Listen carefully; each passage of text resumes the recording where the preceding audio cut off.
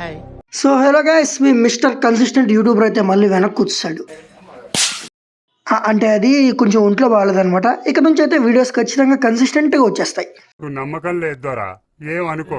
అరే నమ్మండి, ఖచ్చితంగా వస్తాయి. మరి వీడియోలోకి వెళ్ళిపోతాం. మరి ఫస్ట్ మూవీ విషయానికి వచ్చేస్తే ఈ వీక్ పెద్ద రిలీజ్ అయితే లేవు బాక్స్ ఆఫీస్ దగ్గర, సేమ్ మూవీసే ఉన్నాయి. మరి సంక్రాంతికి వచ్చేస్తున్న మూవీ విషయానికి వచ్చేస్తే దీని జోరు అయితే అస్సలు తగ్గట్లేదు.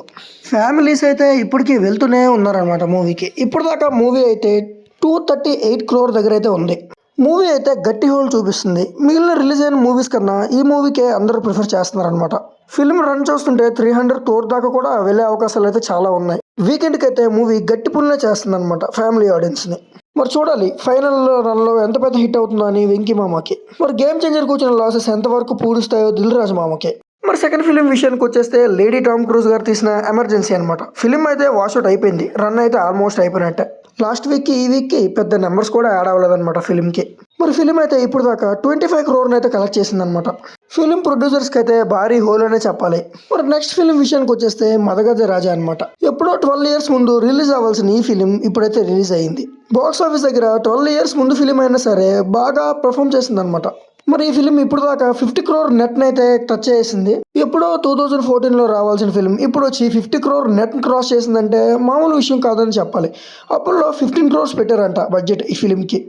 మరి దీని మీద వచ్చిన రిటర్న్ ఆన్ ఇన్వెస్ట్మెంట్ 31.9 crore వరకు వచ్చింది. మరి ఆ దెబ్బతో ఫిలింని అయితే తెలుగులో కూడా రిలీజ్ చేశారు. బట్ విశాల్ గారికి తెలుగులో మంచి పుల్లున్నా ఈ ఫిలిం చూడడానికి అయితే ఎవరూ ఇంట్రెస్ట్ చూపించలేదు. థియేటర్లు అయితే ఖాళీగా ఉన్నాయన్నమాట. అందరూ సంక్రాంతికి వస్తున్న మూవీనే ప్రిఫర్ చేశారు. ఫ్యామిలీస్ అన్ని అటు సైడ్ వెళ్తున్నాయని ప్రీవియస్గా చెప్పాను కదా, అదనమాట. మరి తెలుగులో ఫిలింకి అయితే 1 crore షేర్ కూడా రాలేదు. మరి డ్యూక్ మహారాజ్ విషయానికి వచ్చేస్తే ఫిలింకి అయితే మీకు తెలిసే ఉంటుంది, బీభత్సంగా ఓపెన్ చేసింది ఫస్ట్ డేనే. డే 1 50 crore ప్లస్ ఓపెన్ చేసిన ఈ ఫిలిం ఈజీగా 4 days 5 daysలోనే హిట్ అయిపోతుందని అందరూ అనుకున్నారు. బట్ సంక్రాంతికి వస్తున్నాం పాజిటివ్ టాక్తో ఆ ఫ్యామిలీ పుల్ అంతా అటు వెళ్ళిపోయింది అనమాట. ఫిలిం రన్ లాంగ్ రన్లో చాలా స్లో అయిపోయింది. ఇప్పుడు దాకా ఈ ఫిలిం 89.9 crore నెట్ అయితే టచ్ చేసింది. ఫిలిం అయితే ఏరియస్ పరంగా ఫ్లాపే, బట్ ఓవరాల్గా అక్కడక్కడ యావరేజ్ వర్డిక్ని అయితే సొంతం చేసుకుంది అనమాట. మరి నెక్స్ట్ ఫిలిం విషయానికి వచ్చేస్తే దేవా అనమాట. షాహిద్ కపూర్ గారు తీసిన ఈ ఫిలిం 2013లో పృథ్వీరాజ్ సుకుమారన్ గారు తీసిన ముంబై పోలీస్ ఫిలింకి రీమేక్ అనమాట. బట్ ఒక ఇంటర్వ్యూలో షాహిద్ కపూర్ గారిని ఈ ఫిలిం రీమేకా అని క్వశ్చన్ చేస్తే ఈ ఫిలిం రీమేక్ అయితే కాదు అని చెప్పి అయితే అన్నారనమాట. బట్ చూస్తే రీమేక్ అనే తేలింది. ఈ మధ్య బాలీవుడ్లో Tier 2 హీరోస్కి ఏమవుతుందో అర్థం కావట్లేదు. సౌత్ నుంచి ఏదో ఒక మూవీని రీమేక్ చేసేసి అక్కడ క్యాష్ చేద్దామని చూస్తున్నారు. బట్ జనాలు అయితే బేబీ జాన్తోనే చెప్పేశారు, మాకైతే రీమేక్లో ఇంట్రెస్ట్ లేదురా బాబు అని. బట్ అయినా సరే రీమేక్ కాదు అని చెప్పి రీమేక్ అని తేలేసరికి ఇంకా హ్యూజ్ రిజెక్షన్ జరిగిందనమాట. ఇప్పటికైతే ఫిలిం 3 daysకి 32 crore అయితే కలెక్ట్ చేసింది వరల్డ్ వైడ్గా. ఇక నుంచి అయినా బాలీవుడ్ ఈ సౌత్ మసాలా రీమేక్స్ని ఆపేస్తేనే మంచిది. ఎందుకంటే సింపుల్, జనాలు రిజెక్ట్ చేస్తున్నారు. రీమేక్ మూవీస్ చూసే ఇంట్రెస్ట్ మాకు లేదు అని రిజెక్షన్తోనే చెప్తున్నారు అనమాట. మరి నెక్స్ట్ ఫిలిం విషయానికి వచ్చేస్తే అక్షయ్ కుమార్ గారి స్కై ఫోర్స్ ఫిలిం అనమాట. ఫిలింకి అయితే ఫస్ట్ ఫ్రీగా టికెట్స్ ఇచ్చారు.